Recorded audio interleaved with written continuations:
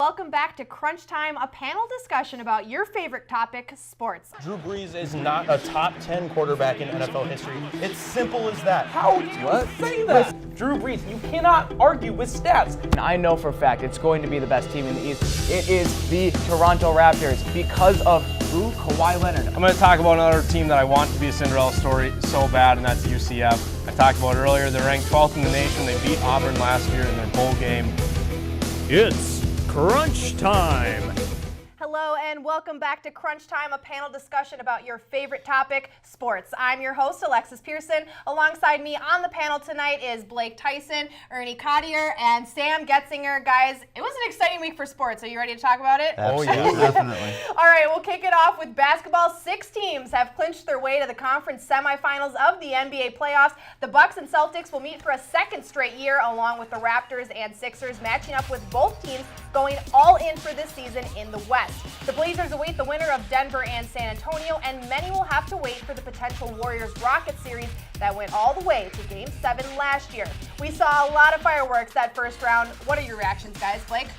Well, I've got to say, how about them Trailblazers? Well, on last week's show, I talked about how the Oklahoma City Thunder needed to be on watch. They needed to be a little bit scared and worried.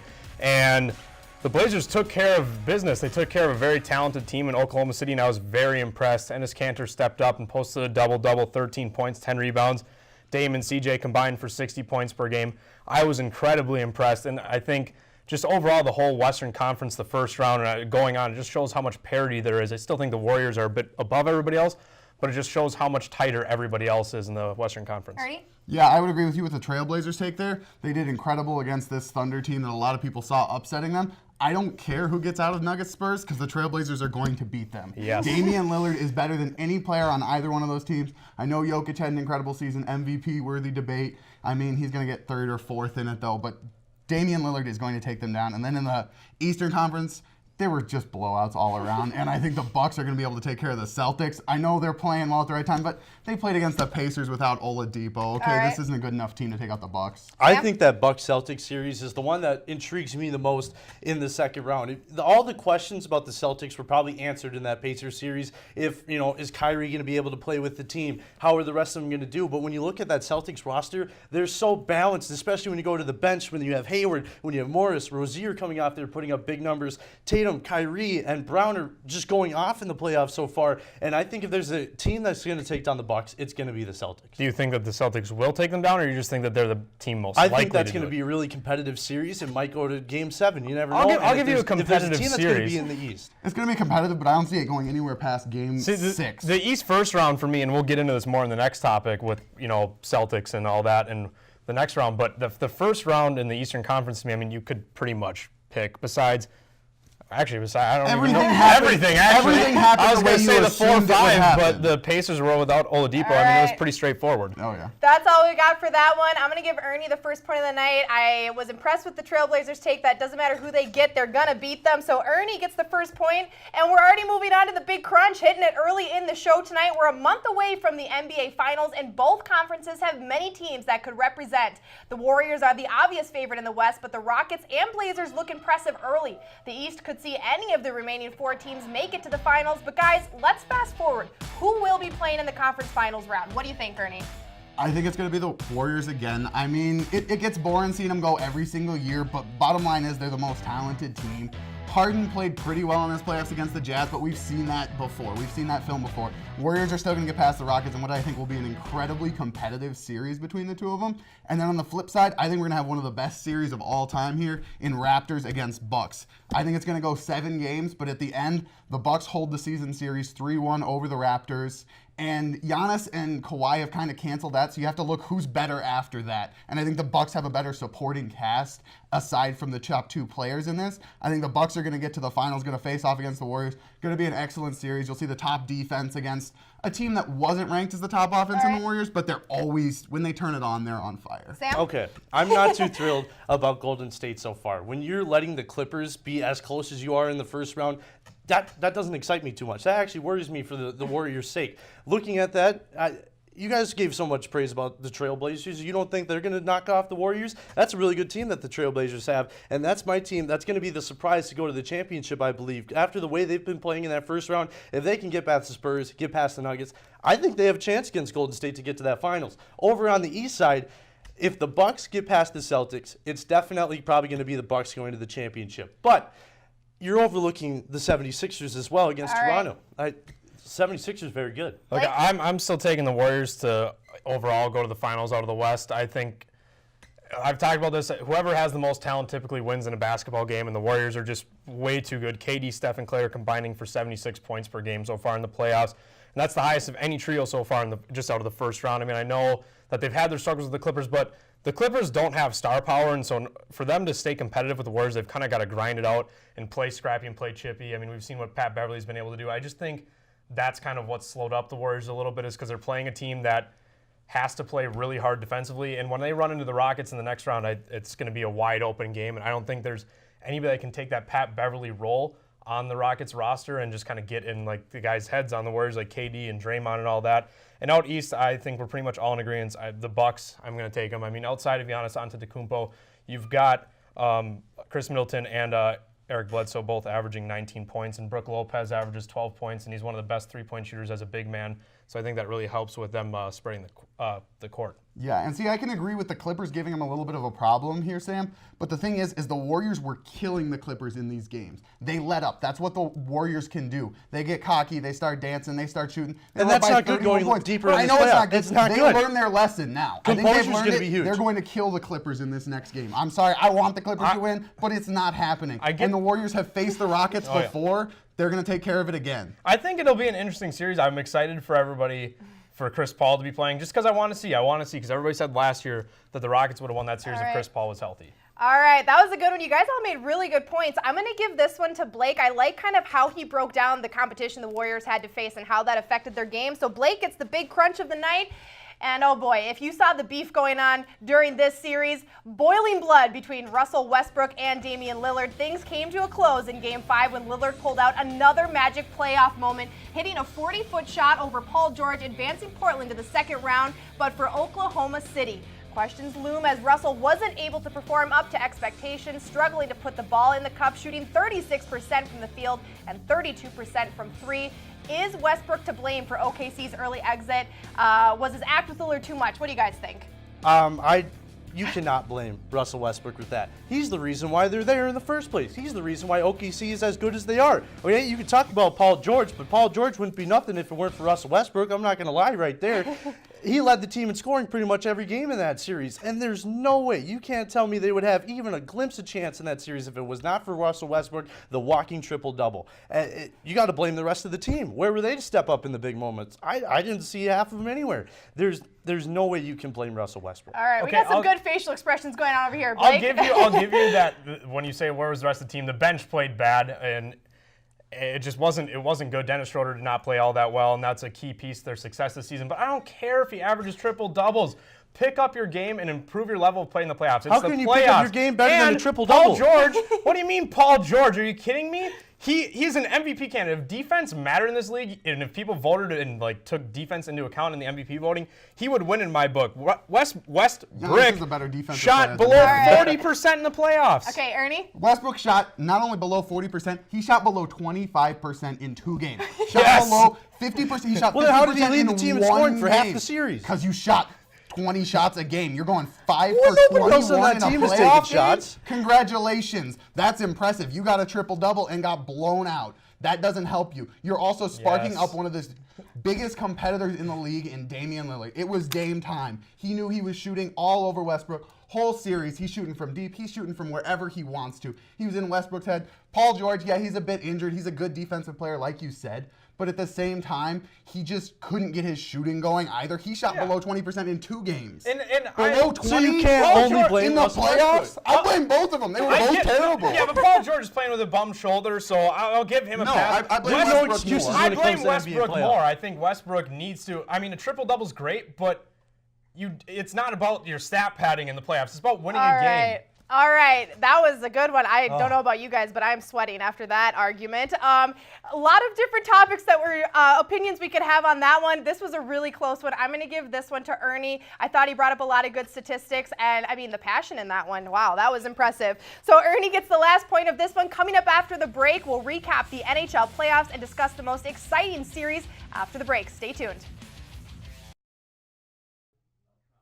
And we're back after round one. We've got Blake and Ernie tied with 2 points each. Sam's still looking for his first point of the game, but we got plenty still to talk about. We'll hit it off here with some hockey. You guys, the first round of the playoffs was insane. For the first time in history, I believe it was, every single division winner is out after the first round of playoffs. A lot of wild card teams performing well. Some crazy stuff was happening. What do you guys think? How do you break down that first round of the NHL? What do you expect to see kind of going into the second round here? I thought the first round was tons of fun. I mean, you saw upsets, and I talked about last week that eventually I kind of made sense of some of them.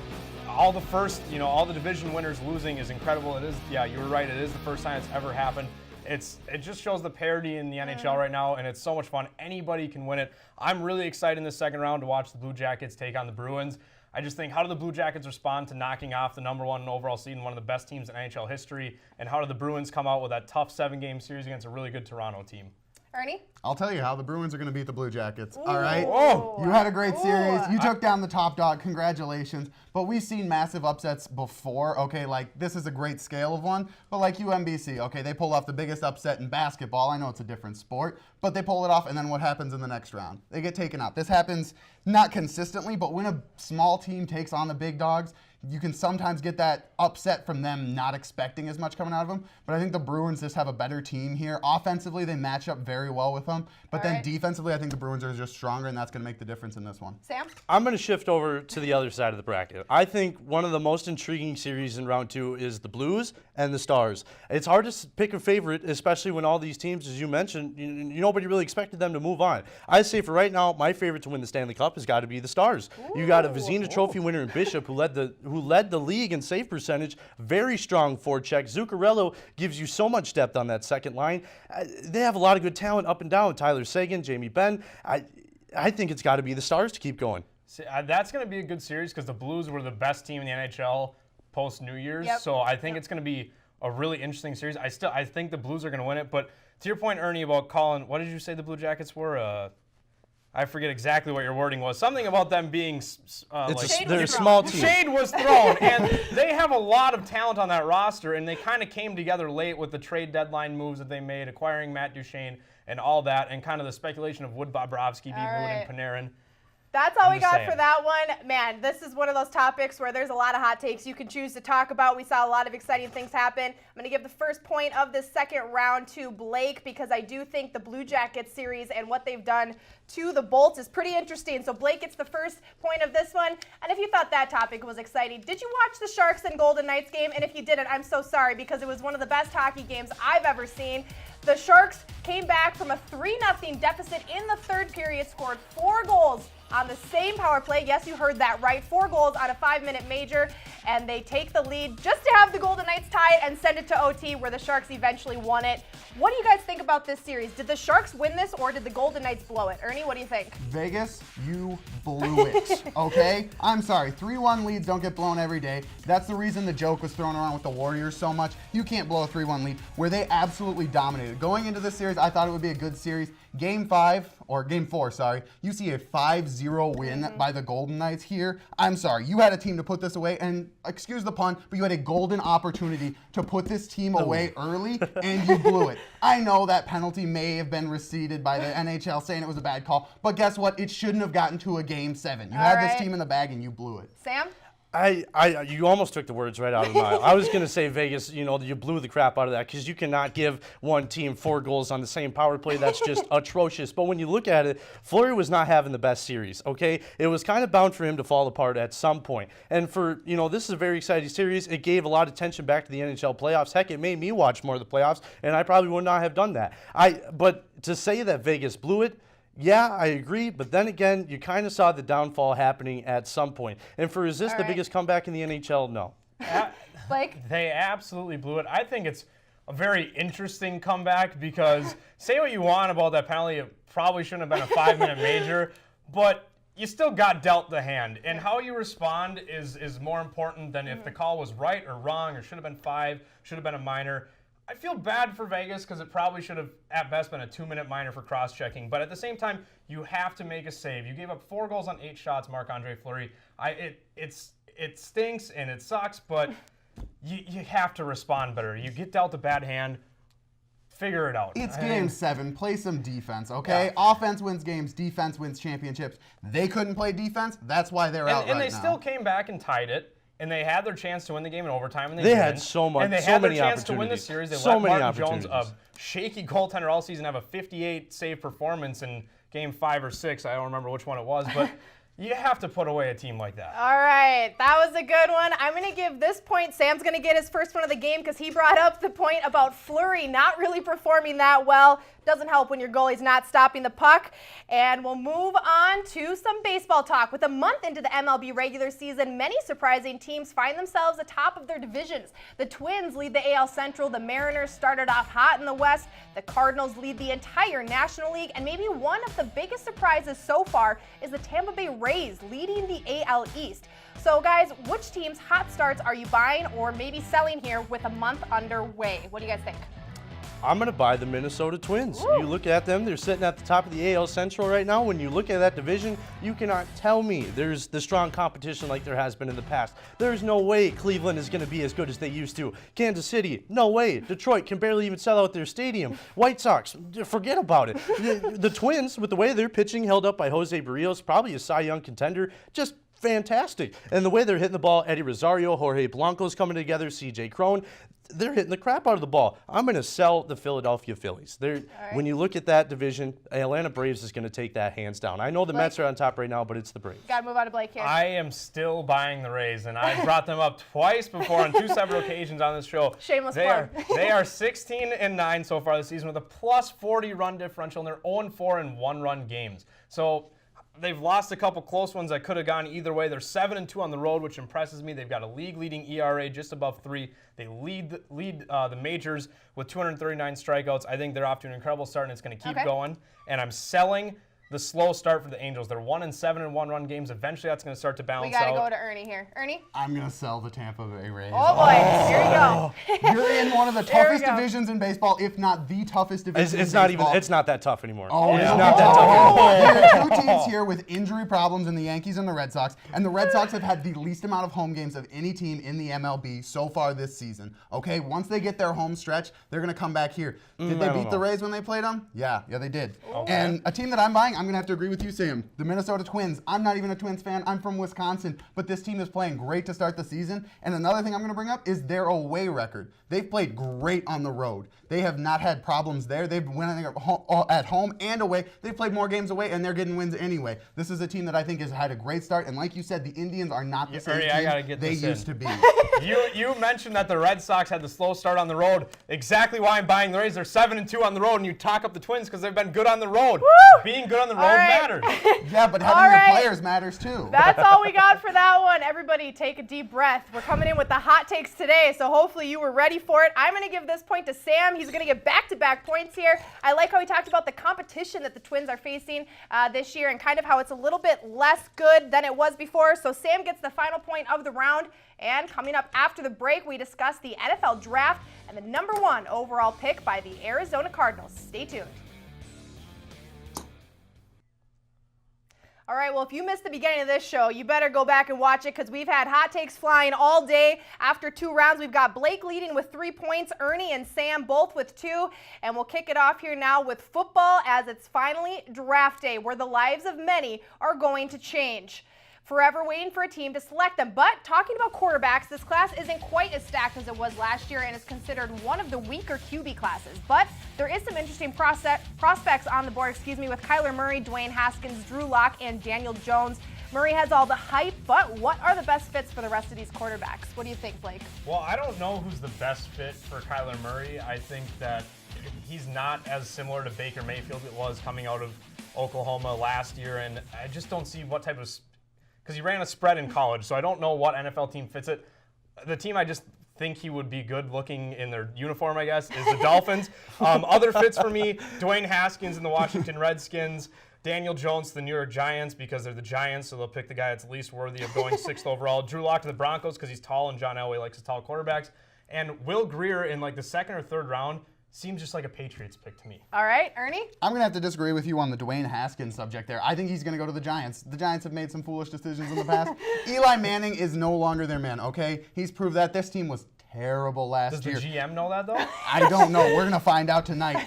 But Dwayne Haskins completed over 70% of his passes with 50 touchdown passes in 1 year. That's an incredible year. And if you see somebody just rising at the right time, that's what Dwayne Haskins is doing. And the Giants have a pick that's not too high to take in there. All right. The thing is, he fits just right in there, that pick for them. Sam? I think who needs a quarterback and it's going to be a best fit is Drew Lock out of Missouri to the Green Bay Packers at that 30th pick. The Aaron Rodgers era is coming to an end. And what better way to replace Aaron Rodgers with Aaron Rodgers, in a sense. That's a pocket passer who's going to fit their offense. He's thrown for over 12,000 yards at Missouri, breaking SEC records with 99 touchdowns. And all of the above, it's the SEC, and he's breaking records. That's a really good quarterback there. In Green Bay, they're going to need a quarterback at some point. And tell you what, Brett Hundley is not going to be the guy. So, Drew Lock with the Packers, I think he's not going to go that late in the draft. He's though. projected And 29th right now to the Broncos. I think if he slides one back. Everybody reaches on quarterbacks, though. And the Packers are not saying goodbye, Aaron Rodgers. It's going to happen pretty soon. They had an injury You a hate couple to years see it, in a but it's row. going to He happen does pretty have a lot soon. of time left on his contract, but he is 35, and 35 is how old Brett Favre was when they drafted Aaron Rodgers. So it kind And of Aaron makes Rodgers sense. sat for 3 But years. he's not going to make it past the Broncos because Elway likes tall quarterbacks. All right, and we picked right back up where we left off, apparently. I'm going to give this point